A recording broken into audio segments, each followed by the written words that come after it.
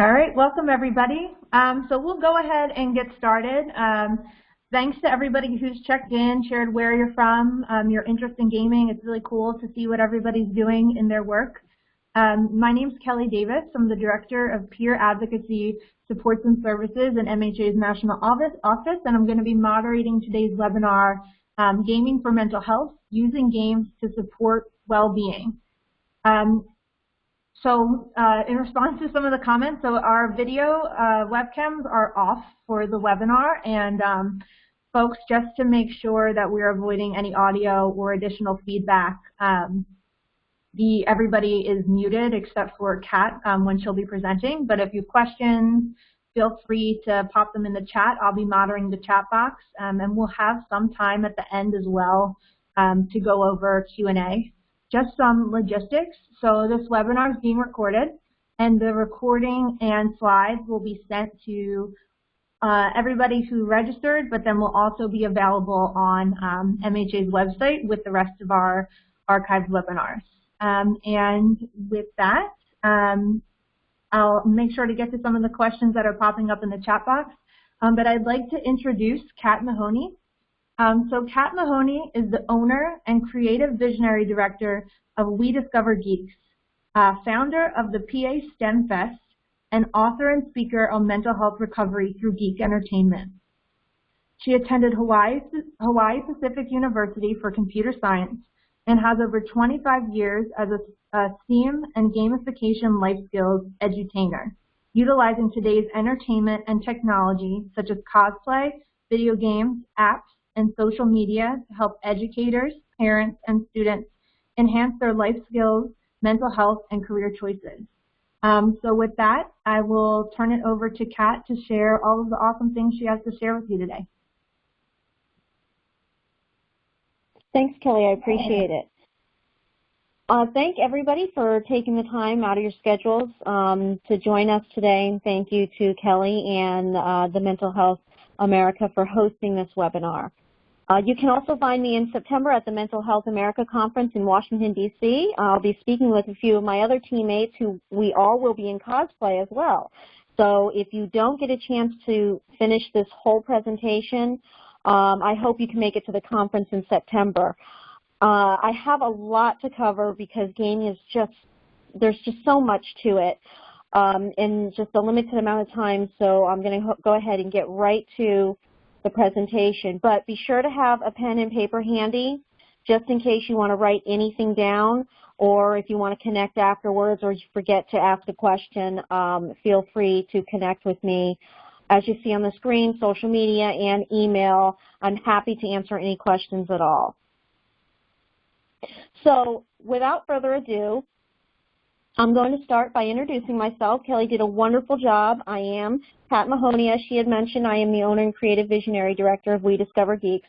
And what we are is we're an edutainment company. That's educational entertainment. And we're based out of Macungie, Pennsylvania. I have over 25 years of experience in the technology and video game industry, from web designing and marketing to game technology, journalism, and alpha and beta testing of all sorts of games, as well as pre-games that go to the shelves on board games as well. My love for technology and video games started when I was around 10 years old, and my parents got a Commodore 64. I know, I'm old, aren't I? I would sit in front of the big TV box, and I would really struggle to get the computer to talk to me. And then when it didn't respond, I flipped it over and I took it completely apart to see exactly how the computer worked. Since then, I've been on a mission to positively connect technology and games with STEAM education and mental health solutions. And as you can see, over 25 years, I have dipped my hands into so many different projects, met so many different game developers and indie developers, board game developers as well, and talked about everything from the development, from the artwork, music, on to getting it onto the shelves and out to the public.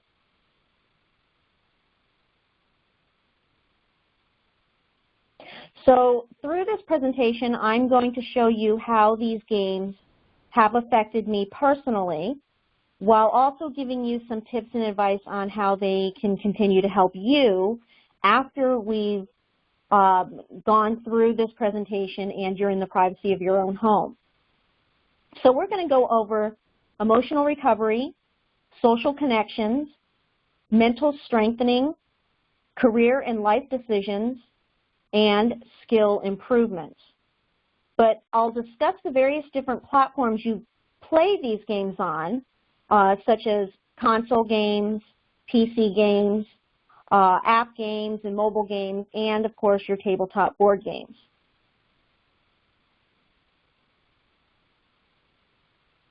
So what actually makes us positive gamers? I like to make things simple. So for me as a mother and an educator, I find 6 steps to help us become positive gamers.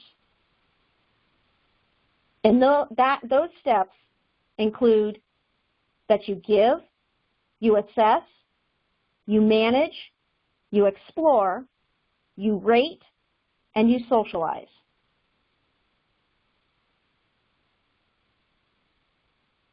So with these 6 steps, you're going to find out what game works for you. And that specific game that you choose should be able to do the following. It should help distract the mind with moderate thinking mixed with imagination, provide different routines to everyday life patterns, allow development of skills and talents without risks. It should stimulate creativity to become or grow what we desire, engage critical thinking, and promote teamwork, strategy building, and hand-eye coordination. So let's talk about some of these games that promote all of these in your 6 steps. I'm sure some of you are familiar with RPGs and MMORPG games. So we're going to start with talking a little bit about RPGs and MMORPG games. So if you're not familiar with RPG or MMORPG games, these are massively multiplayer online role-playing games. And these games include a variety of different activities to do, both in single-player or multiplayer mode.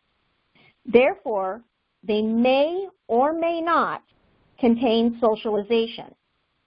And for the most part, again, if you're not familiar with this type of genre, MMORPGs contain socialization aspects, while RPGs do not. But some RPGs may have cooperative abilities where friends can join you.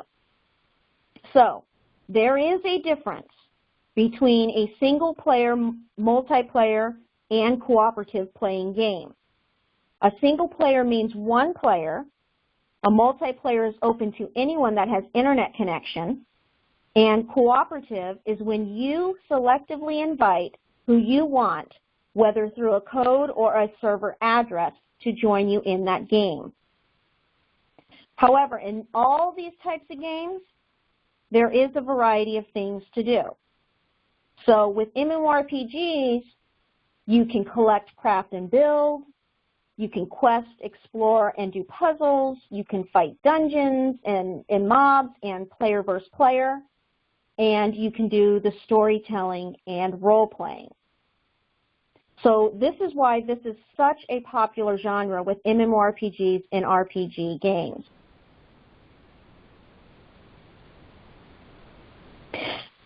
Now, many of you might know this popular video game.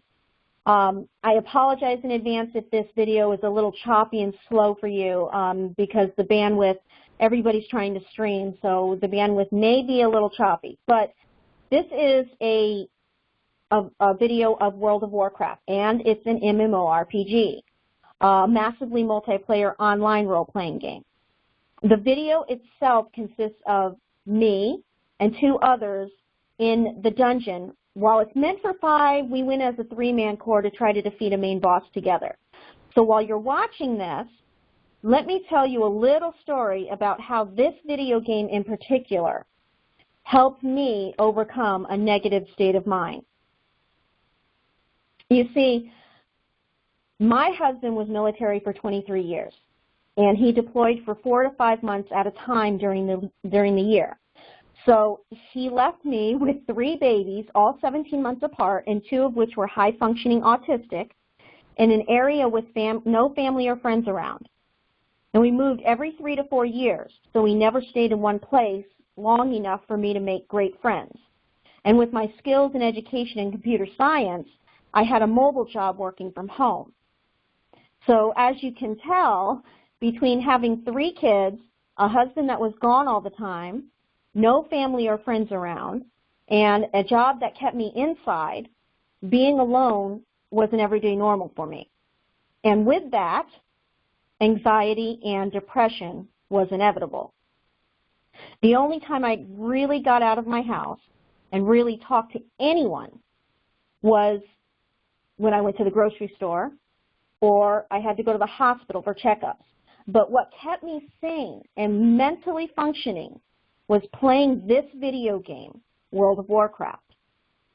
Now, the great thing about this video game is that even though I was alone and I struggled with insomnia, anxiety, and depression, I could log into my game at any given time, a day or night, and someone would be there to talk to me. It allowed me to reach out to the world and know that I wasn't alone during the most difficult and darkest times of my life.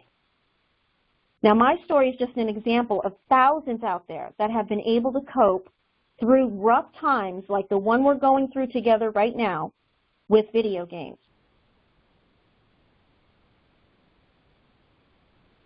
Now, here are some games related to RPG and MMORPG genre. So if you can figure out what they are, I'll give you just a few minutes to think about this, and then we'll move on. But this is going to give me an idea of how many of you actually know what an MMORPG is or know what an RPG is, and if you've actually played.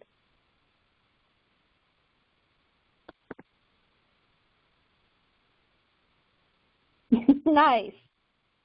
If you've guessed some of these, then I'm assuming that you've played these and you know what an RPG or MMORPG is. Congratulations, you are correct. World of Warcraft, Mass Effect, Elder Scrolls Online, and Fallout 4. So those, again, are types of MMORPG RPG games. Now, these type games are the best kind of games for a variety of people, play styles, time restrictions, limitations.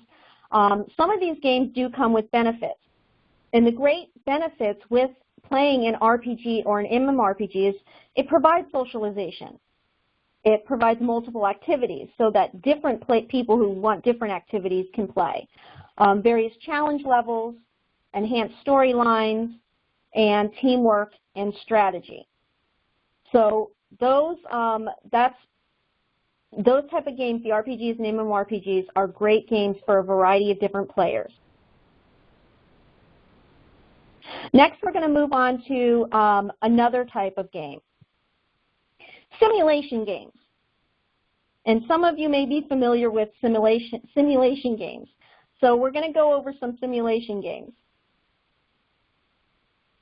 And a simulation game utilizes real-life skills, talents, and activities in a simulated world. Now, the player controls a character to manipulate real-world actions for a specific outcome. Usually it's designing and creating, testing, or building. Sometimes when I'm playing these type games, I think of the movie Mass Effect, I mean not Mass Effect, but Matrix, where you're actually in the Matrix and you feel like you're just not you and somebody else is out there controlling you and everything you do. But that's kind of how simulations are. You're controlling specific characters and you're kind of embracing the skills and the talents and making them do something that you want them to do. And these type games can include life in real time, construction and management, ecosystem and economy, sports and careers. So there's different types of simulation games out there.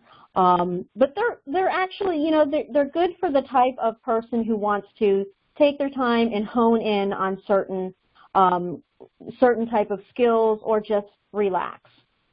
So again, I apologize if the video is a little bit choppy, but this real-world simulation game was actually a real eye-opener when I tested it out on my own 19-year-old son.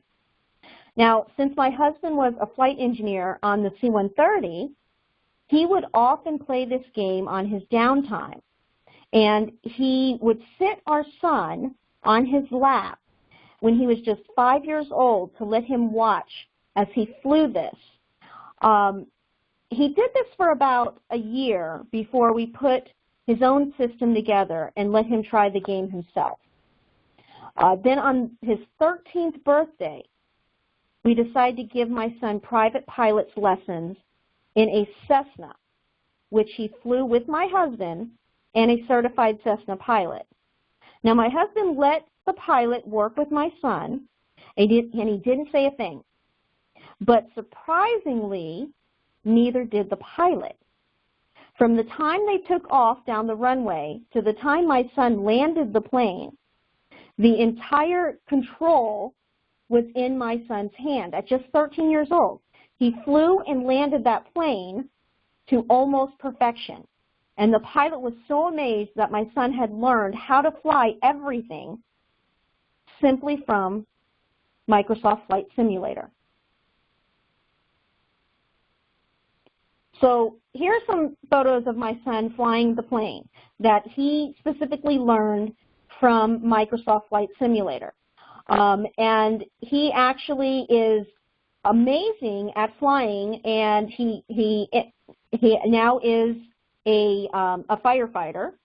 So he uses firefighting simulations to help train him at the academy. So that works really well too. So you kind of put those together, and it really does help you with simulations. The flight test that my son experienced validated that the importance of the mental health impacts video gamers can provide to us. Through these games, we can become more confident in our decisions, our skills, and ourselves. We can overcome fear, anxiety, and panic, and push the limits of the human brain to accomplish something if we really want to. Now, simulation games are great for so many different things: improved concentration, critical thinking, hand-eye coordination, learning and discovery, and quicker decision-making. They use simulations in colleges as well as training in businesses, and the people who have become doctors, who have become pilots, become shipmates, firefighters, have all trained on any of these type of simulations. Now, I took a tour through Lockheed Martin. I don't know if you're familiar with Lockheed Martin. Lockheed Martin makes the military aircraft. I took a tour through them, and I was able to do some of their simulations. When they do that, the simulations are so real that you literally have to have a good health so that you're not jumping out of your seat if that plane does crash. So these are really important. Simulations work great for your career. They work great for education. They work great for overall making decisions in your life, whether at work, at home, at play, and they're fun. So if you've never played a simulation, I would suggest you look it up and try something different. So here are a few simulation games. Again, I'm going to give you a few seconds to think about these and see if you know what they are.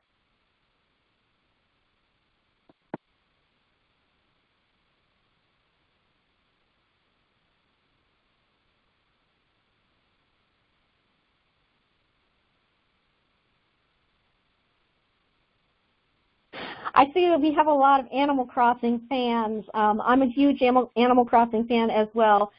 Sims. So if you've got these, that's really good. This is the Sims 4. Animal Crossing, City Skylines, and of course, Flight Simulator. If you've got these, you are perfection of your simulation games is good. I'm sure that Animal Crossing is really popular right now. It's hit the shelves, and it's been one of those really great games for relaxation. If you've never played City Skylines, it is similar to the cities one that EA had put out, but I'll tell you, this one is much better. So I would really try the City Skylines one. So we're going to talk, the next few slides aren't as in-depth, but there are a few slides that are really worth trying for different play styles and to help with anxiety and depression and socialization. They each have their benefits, but it really depends on the state of balance that you need at the time. So rhythm dance fitness games. I'm sure we've all tried some of these. Now, these games typically focus on music, dance, fitness, and a simulated performance to get you moving. Some of these games can be done solo. Some of them can be cooperative. You can play with somebody else. But they do focus on movements and sequence and skills. For instance, let's take if you played Rock Band. You know that can be done solo, or it can be done cooperative, meaning you can have somebody else play. I love to sing in Rock Band, and then my husband and my kids will play the instruments, because I'll tell you, I suck at the instruments. I just have no hand-eye coordination when it comes to that. But the singing, it works great when it's on easy. So if you're not a very good singer, just put it on easy. You're good to go. Just Dance, I'm not as flexible, so I probably flail around the house like there's something wrong with me. And my son, being the firefighter he is, he probably asked me 1 or 2 times if I'm okay and I need, any type of medical assistance. But I'm okay with Just Dance. I can still do that just in a limited amount of time. But these games do provide healthy workouts, and they provide hand-eye coordination, synchronization, and teamwork and motivation. So if you're feeling kind of down in the dumps and the weather is horrible, and I know Pennsylvania, our weather has been horrible lately, so getting out to walk around hasn't been that great, but log on to some of these rhythm dance fitness games, and you'll get out there and you'll be able to at least get a little bit of your movements and exercises in.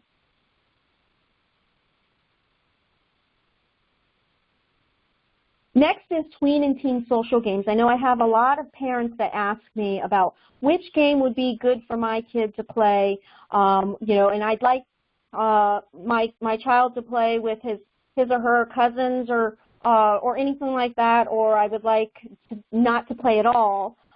So some of these games actually, there's several socialization games with ESRB ratings for teens without blood and guts. So the most popular ones for socialization right now have included, of course, the Animal Crossing New Horizons, Minecraft. Now, Minecraft Dungeons is coming out, so that one should be a new upgrade to the Minecraft. Roblox has been around forever. I know there's been some problems with Roblox, but I think we've kind of weeded out some of the issues. But World of Warcraft is a good one, of course. Fortnite is really popular. I know my brother's kids play that one like crazy. And then, of course, Torchlight 2, which they have Torchlight 3 coming out this year. They haven't set a date yet, but that doesn't surprise me because they haven't set a date for Cyberpunk 2077 either. So we're kind of working off whatever is being thrown at us right now. So if you've played any of these, or if you're interested in playing any of these, I would highly recommend them. I love playing each one of these on here. Again, I kind of rotate between them. I don't like to get stuck in one particular game in particular. So I like playing all of these type games. And if you've never played any of them, please take some time and look them up.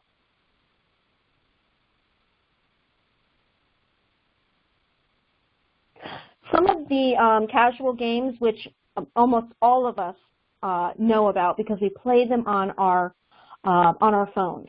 And casual games include relaxing games that don't require too much effort. They allow for slower paced thinking. These games can include computer, console, and mobile devices. And some of the best games for relaxing, I guess, casual playtime include puzzles, word finds, hidden objects, coloring, designing, those type of games. And you can find them on your cell phone, your tablet, on Steam, on the PC, if you're interested in that as well. I do play a lot of these while I'm out and about doing things, and I have to sit and I have to wait. For instance, if I'm waiting in the line at the grocery store, which I'll tell you the grocery store line is huge because everybody's going for the toilet paper. So I just stand there and I play my word find, and it kind of gets me through that having to stand there and wait and wait and wait and not think about the coronavirus maybe floating around somewhere. So so that kind of helps my anxiety and keeps me calm. So if you do play any of those, I play as well. So if you're interested at the end, feel free to add me to some of your playlist.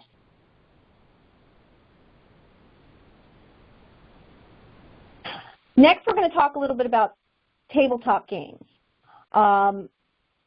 Whenever my husband was home from deployment, we would always take time off the computer, and we played a board game, at least 2 or 3 nights a week.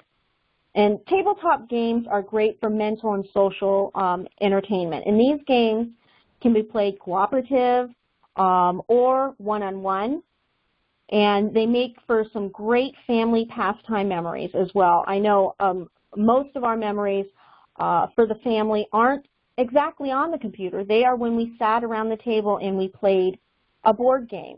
So so I know it's difficult right now to get together with your friends and enjoy these type of games, but if you're in the house with your significant other, or you have your kids with you and you want to play a board game, these really help pass the time. And in fact, if you can't play a board game, some of these games can actually be played virtually via the Steam Gaming Hub.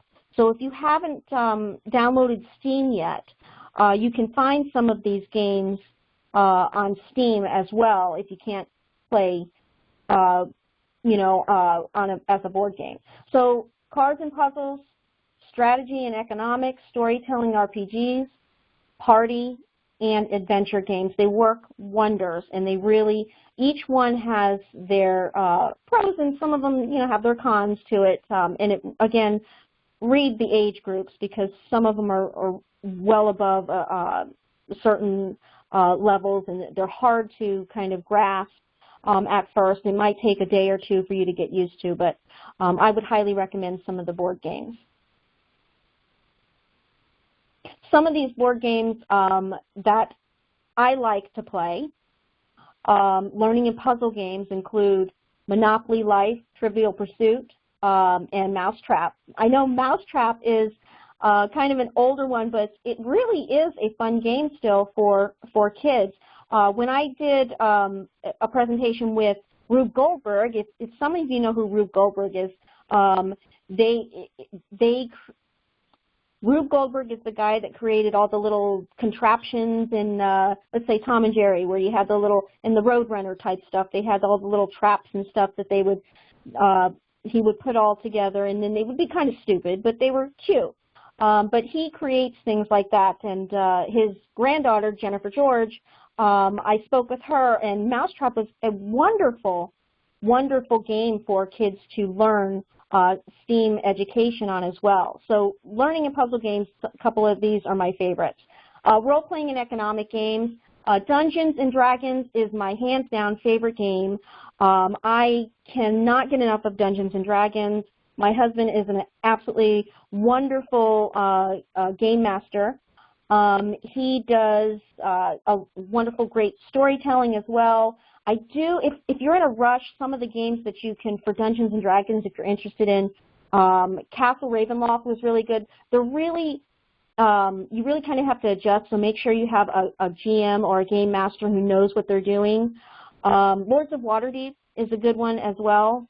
Very strategic, so you would have to really kind of know what you're doing as far as Lords of Waterdeep. Munchkins is a very fun game. If you've never played Munchkins, I would highly recommend this for the kids. This is actually a really great game to teach your kids how to get into Dungeons and Dragons in a roundabout type way. So Munchkins is fun, and Catan. If you've ever played Catan, that's pretty fun as well. There's lots of expansions to these games, but start off with the basics, and I'll tell you, you'll become an expert in no time. Some of the strategy and world games I like. Pandemic is a really good one. I'm talking about the board game. We're not talking about real life here. Pandemic is a great game, but I would probably steer away from it right now if your anxiety is a little bit too high, like mine. Risk, I don't delve into Risk too much because I like to claim Australia, and then just leave me alone. That's just my island. So I'm not fair at Risk. Take It to Ride is a good one, and then of course Level 7. If you've never played Level 7, it is a dark horror alien game, but it's fun. So those are a couple of tabletop games. If anybody is interested in playing some of those games as well, those are some of my favorites. Now you can also go over to our Geekheads e-zine, WeDiscoverGeeks.net, and we do a lot of board game reviews and videos as well. And we are looking for a lot of people who like to write about board games and do some reviews too. So if you're into it, we would love to have you on board, so that'd be great.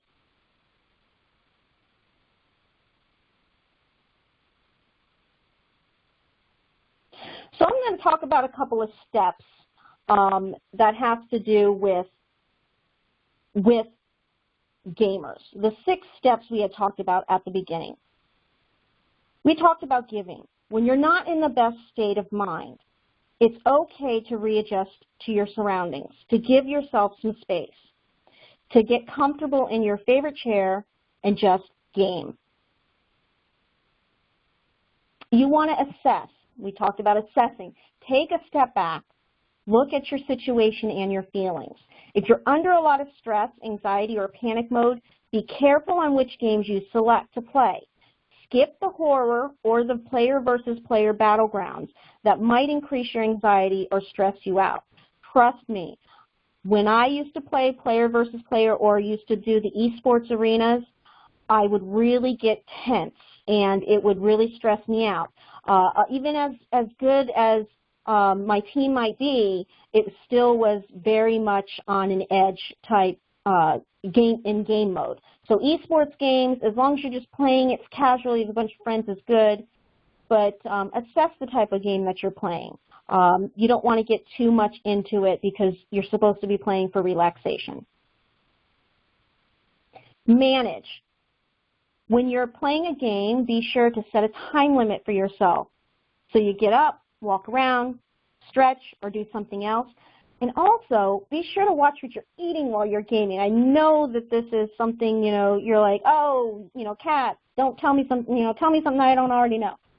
But sometimes we get so wrapped up in a game that we don't realize we ate that whole bag of chips or we drank 3 sodas in a row until it was too late. Yeah, I've done that. Of course, I blamed it on my husband, but that's okay. Past is the past, right? So just manage what you're eating, manage what how you're sitting there, and how long you're sitting there gaming as well. You want to explore. Now, this is, a lot of people say to me, well, I just go through the quest lines, and I just click the tab button all the time to just move on. I just want to level.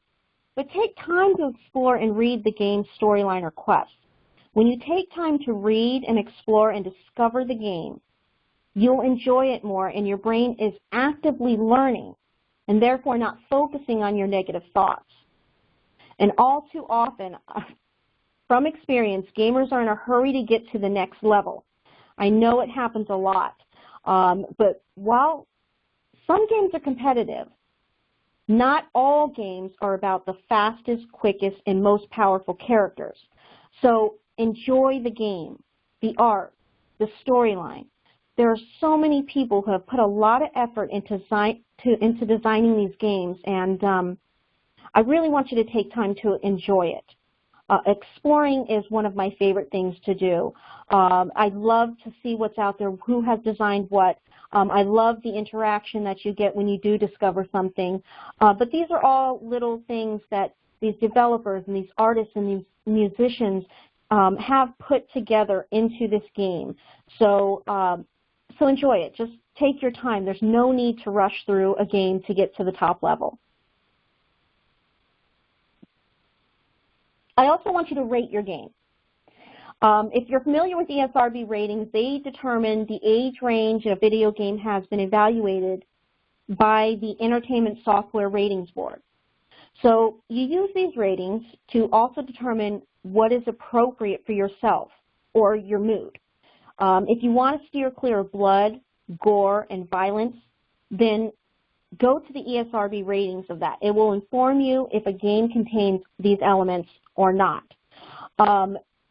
Especially with ESRB ratings, if you're anxious or you can't stand blood, you can't stand the violence, you want to get away from it, then make sure you're looking at the ESRB ratings for these games, because it will really help you determine if you want to put that game in, if you want to log on to that game, or if you just want to take a break from it.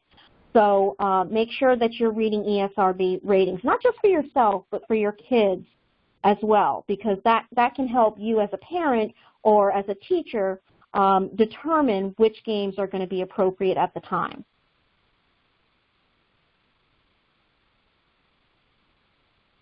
We're going to talk a little bit about socialization, and I know a lot of gamers these days are very familiar with socializing in games, but a lot of parents and a lot of educators or a lot of people new to the gaming scene, they're very particular about what games they play, because they don't feel comfortable right away socializing. So you really do need to understand the socialization in a game before you can fear it. So the first thing you want to do is you want to get to know the people you're gaming with and treat them with the same respect you would if you met them in real life. This is a #1 thing I teach my own kids. If you cannot say something to somebody's face nicely, don't say it on the computer, because there's too many kids out there who become violent, who become rude, who become ignorant because they feel they are hiding behind a computer. We don't want to do that. Socialization is a very important aspect, especially if right now we cannot go out and talk to people and we're stuck in our houses. So please pass this on to when you get to know the people, you treat them with the same respect. I would highly recommend joining a guild or a clan. Gain new friends. Add new friends to your friends list. For several years, I would not have met as many wonderful gaming people that I did, who I've been with since the time they were in high school on up to now when they're married and they have kids. If I didn't join a guild or I didn't get the chance to meet them in a game. So join a guild when you log in. Get to know people. Put them on your friends list. Another thing that I want to make sure is that you steer clear of negative thinkers and bullies, both in-game and on the forums. Now, you see it on YouTube all the time. When you go to YouTube, you watch the video, oh, everything looks great, and then you go down to the comments. There's a bunch of what we like to call trolls. So please make sure that you steer clear of any negative thinking, because it's not good for the game and it's not good for your own well-being. So to wrap this up, just remember the 6 positive steps to positive gaming, but don't forget that on every level of gaming is an even better opportunity waiting for you out there in the real world. So you want to give, assess, manage, explore, rate, and socialize. And that will make you more of a positive gamer. Feel free to add me to your in-game friends list. Here are all my in-game logins. If you want to connect with me and add me to your list, I'd be happy to have you on my friends list to game with you. But please try to message me on social media first if you're requesting to be added, so that I know that it's somebody that's familiar with my presentation and not some spammer who's trying to sell me some gold in game. So I hope that this presentation has been beneficial to you. And again, I want to thank MHA and Kelly for taking the time to have me today, and I'd be more than happy to answer any questions.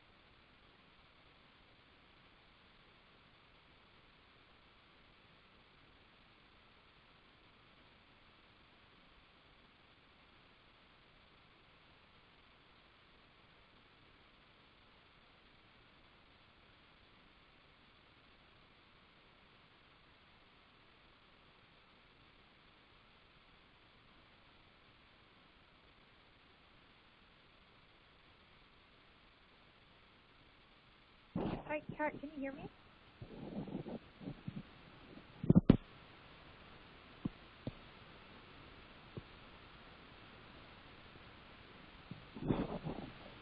Hey, Kat, can you hear me?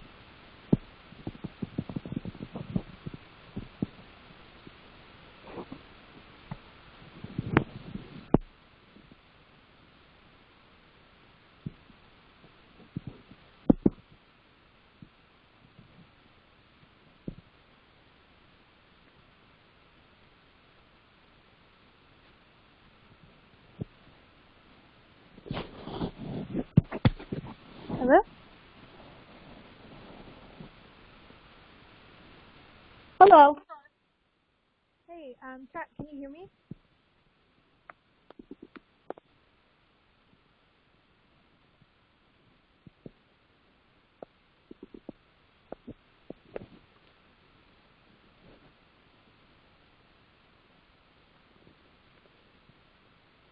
All right, everybody. Apologies for the technical difficulties trying to figure this out. Appreciate your patience. I don't know if Kat, if you're able to hear me. I'm here. Awesome. Okay, so great. So for some reason, my computer froze, so I wasn't able to send the questions. But one of the major questions that folks have had was, when does gaming become an addiction? And when does that come into play? Do you have any concerns about gaming addiction, and what kind of advice would you have for folks around that?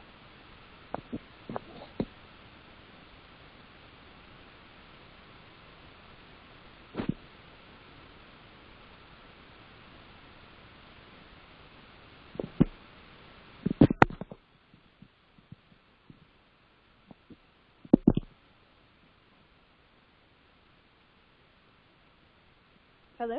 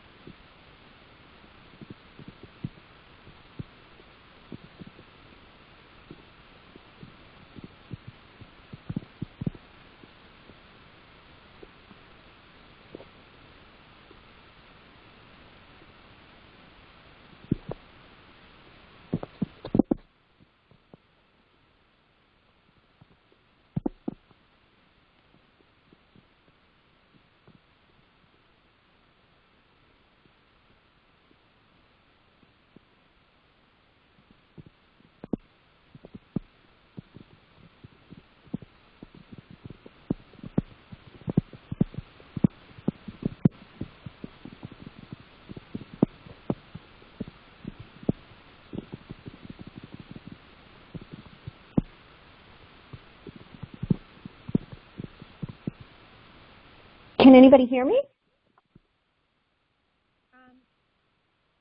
Yes, I can hear you. Can you hear me? Okay. Now I can hear you. Great. So I don't know if you heard, but one of the questions that folks had was, that's come up a lot, is what are your concerns about video games becoming addictive, and when does addiction come into play? When does gaming become an addiction? Is that correct? Mm-hmm. No, that's a really good question. In fact, a lot of parents ask me that when they say that they found their kid for 4 or 5 hours just glued to their computer screen, and they haven't come down to eat or anything like that. That actually is not considered an addiction, but it has to be monitored. It's the parent's responsibility as well as your own to set your time. It becomes an addiction just like anything else when you can't seem to get away from it no matter what. If you're skipping school, if you're calling into work sick, that's when you know you have an addiction, and it really needs to be monitored. So the best way that I do it with my own kids over the past 20 years is that we made sure certain times we did not log in. After, let's say, 6 o'clock, everybody was off their computers, including mom and dad, and we sat down to watch a movie, or we sat down at dinner to have dinner together, or we just talked, but nobody was on that. In fact, it took me actually having to change the network password or to unplug the computer so that nobody could get on it. So you want to make sure you moderate for yourself. And there are games such as, for instance, World of Warcraft, where they have specific timers in those games so that you can set for yourself, so that if you forget on your phone, it is in-game as well, and it will completely cut you off. Parents can do that as well with certain games. Fortnite's done it as well. You can have parental controls where you set it for only 2 hours, and then it knocks the kid off. So those are ways to kind of help regulate, but with anything, it has to be done in moderation, and if you find yourself lacking sleep, not eating right, or you're missing school, not going to work, those are means to at least you might want to consider getting some professional assistance on gaming addiction. Thanks, Kat. One of the other questions that someone had was, do you recommend a certain age for kids to start playing video games? I'm sorry, you're really low. Sorry, my computer seems to have frozen. Let me see.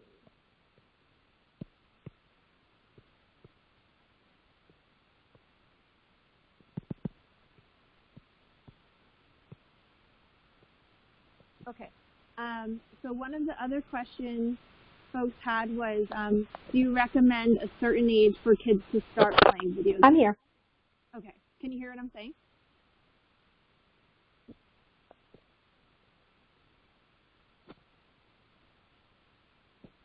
Hello? I'm sorry, I'm losing Kelly because the volume, I'm not able to hear her that well. Maybe if we ask some questions in chat, I might be able to respond to that.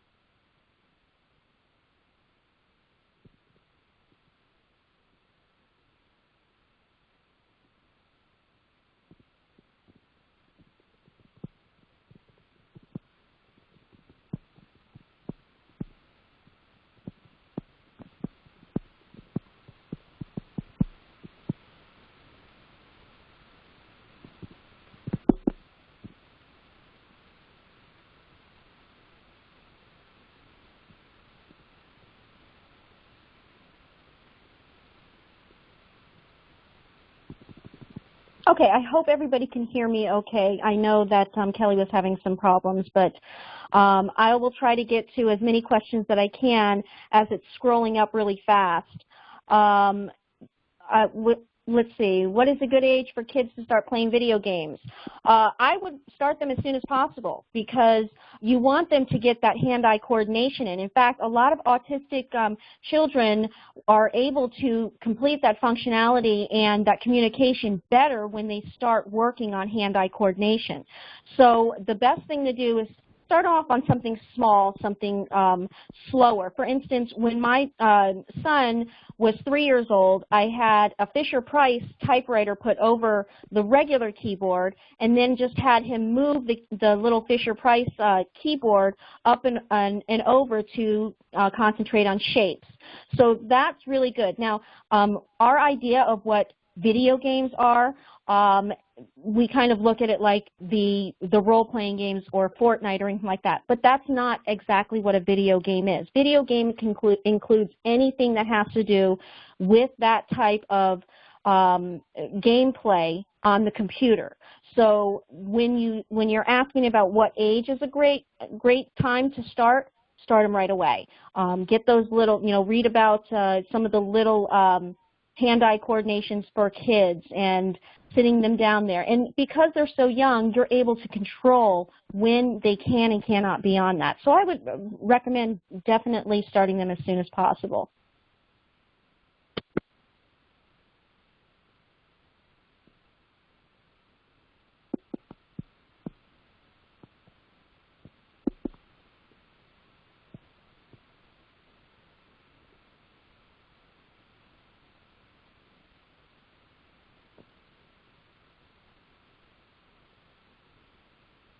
Okay, you're asking about suggestions for games to be done over the internet. If you're talking about STEAM-based games, educational games that also keep the positive mentality, there's tons of them. Minecraft is a very big one for that.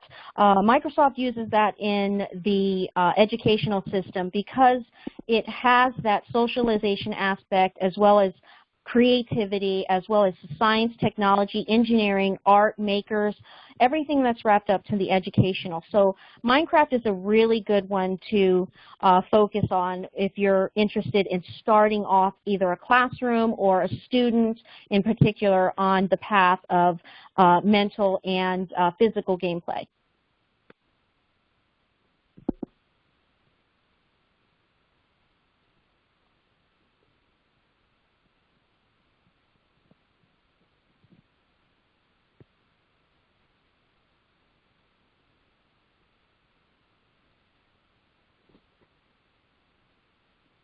Hello? Okay, I want to make sure that I'm getting this question the way that it's kind of being interpreted. How can games be either good or bad for someone who wants to isolate themselves from face-to-face contact? Some kids are happy to be off school, but then they are not learning the coping skills. And that is why when we have the 6 steps that I had mentioned, the biggest thing that we want to include in there is the socialization. We do want kids to be able to have that contact, whether, I know right now we can't do the face-to-face, but we want them to be able to do that. So games are good for that. Let me take, for example, cosplay. I don't know if you're familiar with cosplay at all, but there's a lot of kids who don't like to socialize, and they socialize better if they are cosplaying. And the reason why is because they're hidden behind a mask. They can be somebody that they're not happy with who they are. We don't know why they're not happy with who they are. That's not our job to figure that out. That is between their parents, them, the social worker, or whoever they're working with. But they feel more comfortable talking to someone and socializing behind that mask. The same thing with video games. A lot of kids do not want that face-to-face contact. So we start them off slow with the socialization. The only way that we can promote positive socialization is by being there and knowing which games and what they're saying and what they're talking about in these games. There is no way that you can help a child if you are not doing the same thing they are doing in a specific routine. So my suggestion would sit down with that child, see what they're playing, ask questions. Who are they talking to? What does, MMORPG mean? What does LOL mean? What does any of the acronyms that they're talking about mean, so that you can learn the socialization aspect and what they're actually interested in? I hope that makes sense, and I hope that answered the question.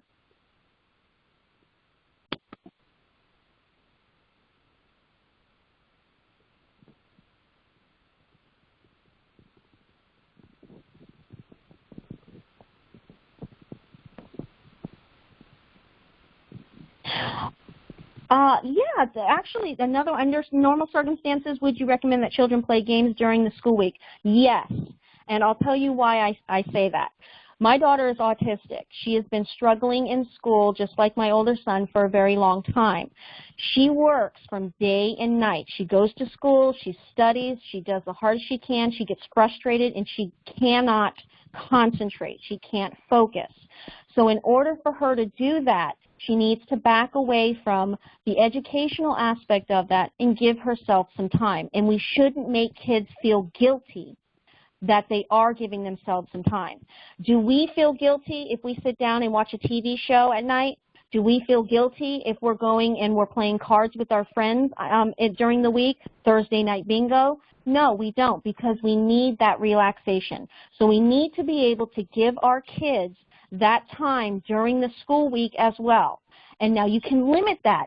2 hours here, 1 hour here. Don't start playing until after you're done with your homework. This amount needs to be done. You have to do dishes, so forth. Get that done, and then you can set your limits. But never deny that child of that time for themselves, just like you don't deny yourself. And I hope that makes sense.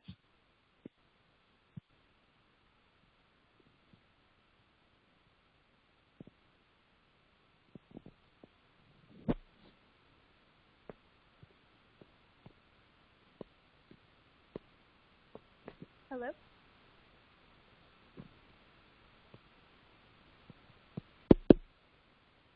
Hello? Hey, are you able to hear me? Very slightly. Okay.